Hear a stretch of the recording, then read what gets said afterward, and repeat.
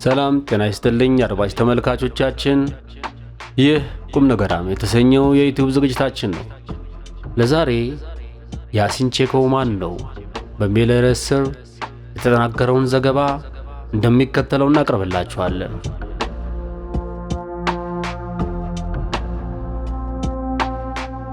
ያሲን ቼኮ ሊዮኔል ሜሲን በፓሪስ ሴን ጀርመን እያለ ጀምሮ የግል ጠባቂው ነው። ሊዮኔል ሜሲ በሐምሌ ወር 2023 ወደ ሜጀር ሊግ ሶከር ቡድን ኢንተር ማያሚ ሲቀላቀል የቀድሞ የባርሴሎና ቡድን ጓደኞቹ የሆኑት ጆርዲ አልባና ሉዊስ ሱዋሬዝ በፍጥነት ተከተሉት። ሆኖም ሜሲን ወደ ፍሎሪዳ የተከተሉት አልባና ሱዋሬዝ ብቻ አልነበሩም። አርጀንቲናዊን አብሮት የመጣው ያሲን ቼኮቭ ነበር። እርሱም በፓሪስ ሴን ጀርሜን እያለ ጀምሮ የግል ጠባቂው ነው።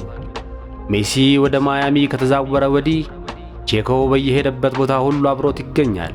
ከተማው ሲዘዋወርም ሆነ በጨዋታ ቀናት የመጫወቻ ሜዳው አጠገብ ቆሞ ከመጠን ያለፈ አድናቂ ሜዳ ላይ ሜሲን ለመቅረብ ሲሞክር ጣልቃ ለመግባት ሁሌም ዝግጁ ነው። ይህ ደግሞ በቅርብ ጊዜያት እየጨመረ የመጣ ክስተት ነው።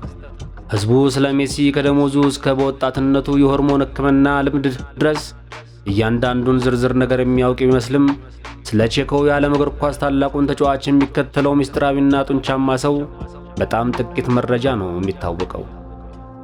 ታዲያ ያሲን ቼኮ በትክክል ማን ነው እና ለምን የሜሲ ቀኝ እጅ ሆኖ ተመረጠ? የሜሲ ጠባቂ ማን ነው? ያሲን ቼኮ ያደገው በፈረንሳይ ፓሪስ በሚገኘው ደሃ ሰፈር ውስጥ ነው። ከዚህ ቀደም ላናሲዮንና ኒውዮርክ ፖስት ጨምሮ በበርካታ መገናኛ ብዙሃን እንደተዘገበው ከሆነ ቼኮው የሜሲ ጠባቂ ከመሆኑ በፊት በአሜሪካ የባህር ኃይል ዩኤስ ኔቪ ሲል ሆኖ በኢራቅና አፍጋኒስታን ውስጥ አገልግሏል። ሆኖም እነዚህ ዘገባዎች በኋላ በዴይሊ ሜል ጥያቄ ውስጥ ገብተዋል። ጋዜጣው በ2023 ቼኮው የቀድሞ የባህር ኃይል ሲል አለመሆኑን ዘግቧል።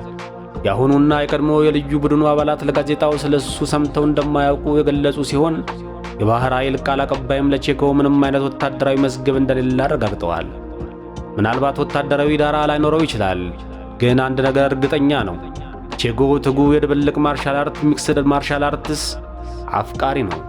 ይህም በጂም ውስጥ ሲሰለጥንና በባሊና በታይላንድ ውድድሮች ሲሳተፍ በሚያሳዩት በርካታ የኢንስታግራም ልጥፎች ተዘግቧል። በመጋቢት 2025 ቼኮ የWWE ኮከብና የፕራይም ኤነርጂ መጠጥ መስራች የሆነውን ሎጋን ፖልን ቃለ መጠይቅ ላይ ስለሱ ከጠቀሰ በኋላ ለቦክስ ውድድር ለመገዳደር ኢንስታግራም ላይ ወጥቶ ነበር። አንተ የዩቲዩብ ምርት እንደሆን ካውቃለሁ፣ እኔ ግን የመጣሁት ከመንገድ ነው። እኔ የመንገድ ምርት ነኝ እና በመንገድ ላይ ያሉ ሰዎች ብዙ አይናገሩም። ስለዚህ አሁን ማውራት አቁም፣ በሪንግ ላይ አገኘሃለሁ ሲል ቼኮው በቪዲዮ ተናግሯል። ሜሲን ከመጠበቅ የውጊያ ችሎታውን ከማጎልበትና ሎጋን ፖልን ከመገዳደር በተጨማሪ ቼኮ በ2023 ከበስሚር ዳውቲ ጋር የመሰረተው ቮክላይን የተባለ የልብስ ብራንድ ባለቤት ነው። የሜሲ ጠባቂ በሕዝብ ፊት ያለው ሚና ቼኮ ሜሲን በሚጠብቅበት ጊዜ ብቻውን አይሰራም። እንዲሁም የሚጠብቀው የእግር ኳስ ኮከቡን ብቻ አይደለም። እንደ ላናሲዮን ዘገባ ከሆነ ፈረንሳዩ ጠባቂው ሜሲንና ቤተሰቡን ባለቤቱን አንቶኔላ ሮኩዞ እና ልጆቻቸውን ቲያጎ፣ ማቴዎና ሲሮን በዕለት ተዕለት ኑሯቸው በማያሚ ውስጥ የመጠበቅ ኃላፊነት ያለበትን 50 የሚሆኑ ሰዎችን ያቀፈ ቡድን ይመራል። ሆኖም በኢንተር ማያሚ የጨዋታ ቀናት ቼኮ ዋነኛው ሆኖ ይገኛል። ከጨዋታዎች በፊት ሜሲን በየቦታው ያጅባል፣ ወደ ሜዳና ከሜዳ ይመራዋል፣ በመጫወቻ ሜዳው ዳር ያዘዋውረዋል እና አስፈላጊ ሲሆን ወዲያውኑ እርምጃ ይወስዳል። ቼኮ ለሃውስ ኦፍ ሃይላይትስ በሰጠው ቃለ ምልልስ ላይ በሰሰን እንደተዘገበው ራሱን ወይም የሜሲ ቤተሰብ አካል እንደሆነ እንደሚቆጥር ተናግሯል።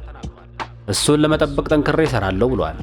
በአካል ብቻ ሳይሆን በስነ ልቦናም ጭምር፣ ምክንያቱም እሱ በጣም ስለሚያምነኝና በኔ ላይ ስለሚመረኮዝ እኔም ሙሉ ትኩረቴን ሰጠዋለሁ። ቼኮ በኢንተር ማያሚ ጨዋታዎች ወቅት ሜሲን ለመጠበቅ ብዙ ጊዜ ጣልቃ ገብቷል። ይህም በሜሲ የመጀመሪያ ጨዋታዎች ላይ 3 አድናቂዎች እሱን እንዳይቀርቡ ማቆሙንና ከናሽቪል ኤሲስ ጋር በተደረገ ጨዋታ ሜዳ የገባን አንድ ሰው ጎትቶ ማውጣቱን ያጠቃልላል።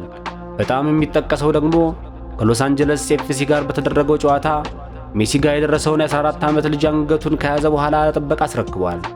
ሃውስ ኦፍ ሃይላይትስ ጋር ሲነጋገር ወይም በዛ አትሌቲክስ እንደተዘገበው ቼኮ በኤምኤልኤስ ውስጥ እያደገ የመጣው ሜዳ የመግባት ችግር እንዳሳስበው ገልጿል።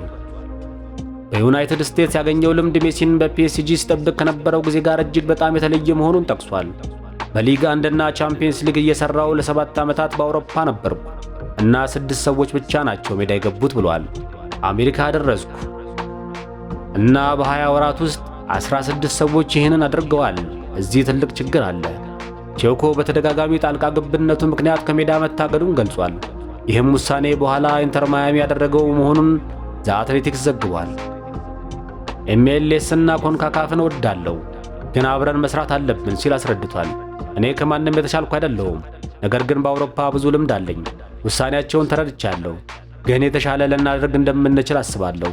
ከማያሚ መልበሻ ክፍል ጋር ቅርበት ያለው አንድ ምንጭ ለዛ አትሌቲክስ እንደተናገረው ከሆነ ሜሲ በውሳኔው በጣም ተበሳጭቷል። የያሲን ቼኮ ስልጠናና ችሎታዎች። ቼኮ በግል ደህንነት ቴክኒካዊ ገጽታዎች ላይ ለምሳሌ ተለዋዋጭ አደጋ ምዘና፣ የመመልከቻ ዘዴዎችና የመውጫ መስመር ዕቅድ ማውጣት ላይ መደበኛ ስልጠና የት ወይም አግኝቶ እንደሆነ ግልጽ አይደለም። ሆኖም ሜሲ በሱ ላይ ያለውን እምነት ከግምት ውስጥ በማስገባት ለሥራው ከበቂ በላይ ብቃት እንዳለው መገመት ይቻላል። ቼኮ ፈጣን፣ ጠንካራና አስፈላጊ በሚሆንበት ጊዜ ሁሉ ዝግጁ ነው። እነዚህም በሙያው ውስጥ በጥሩ ሁኔታ የሚያገለግሉት ባህሪያት ናቸው። የሙዋይ ታይ አሰልጣኙ አጊር ኤልያስ በ2023 ለዛ አትሌቲክስ በሰጠው ቃለ ምልልስ ስለ ችሎታዎቹ ሲናገር ቼኮን ጥሩ ተዋጊ ሲል የገለጸው ሲሆን በሙያው ውድድሮች መሳተፉን ተናግሯል። ቴክኒኩና ሚዛኑ እጅግ በጣም ጥሩ ነው ሲል አክሎም በመታገልም በጣም ጥሩ ነው። የቀድሞ የኢንተር ማያሚ ሥራ አስኪያጅ ታታ ማርቲኖም አመስግኖታል። በትጋትና በትኩረት የሚሠራ ግሩም ሰው ሲል ጠርቶታል። ግን ቼኮ ሁል ጊዜ ሥራ ላይ አይደለም። አንዳንድ ጊዜ ወጣት አድናቂዎች ሜሲን እንዳይደርሱ ካስቆመ በኋላ የ8 ጊዜ ባላንዶር አሸናፊ ከሆነው ተጫዋች ጋር የራስ ፎቶ እንዲነሱ ይፈቅድላቸዋል። በ2024 እንዲህ ያለውን ጊዜ በማስታወስ ለሃውስ ኦፍ ሃይላይትስ እንዲህ ብሏል። እሱ ልጅ ብቻ ነው፣ ታውቃለህ፣ ማንንም አይጎዳም፣ የራሱ ፎቶ ብቻ ነው የሚፈልገው። ግን አሁንም ሜዳ ላይ መሆን እንደማይችል እናሳየው እንፈልጋለን። የያሲን ቼኮ ደሞዝ። እንደ ዘሰን ዘገባ ከሆነ ቼኮ የሜሲ የግል ጠባቂ በመሆን በዓመት ወደ 250 ሺህ ያገኛል። ሆኖም ሌሎች ዘገባዎች ደሞዙ እስከ 3 ሚሊዮን እንደሚደርስ ይጠቁማሉ። ይህም በእርግጠኝነት በጣም ምቹ የሆነ የኑሮ ደረጃን የሚያስገኝ አሃዝ ነው። ሜሲ ከክርስቲያኖ ሮናልዶ መቀጠል በዓለም ላይ ሁለተኛው ከፍተኛ ተከፋይ የእግር ኳስ ተጫዋች መሆኑን ከግምት ውስጥ በማስገባት የቼኮ ገቢ ወደ ከፍተኛው ግምት ሊያዘነብል ይችላል። ለዛሬ ስለ ሜሲ ጠባቂ ቼኮ ከኤስአይ ድረገጽ ያገኘነውን በበርናቤ ሌን የተጻፈውን ይህንን ዘገባ እዚህ ላይ እንቋጫለን። መልካም ቀን።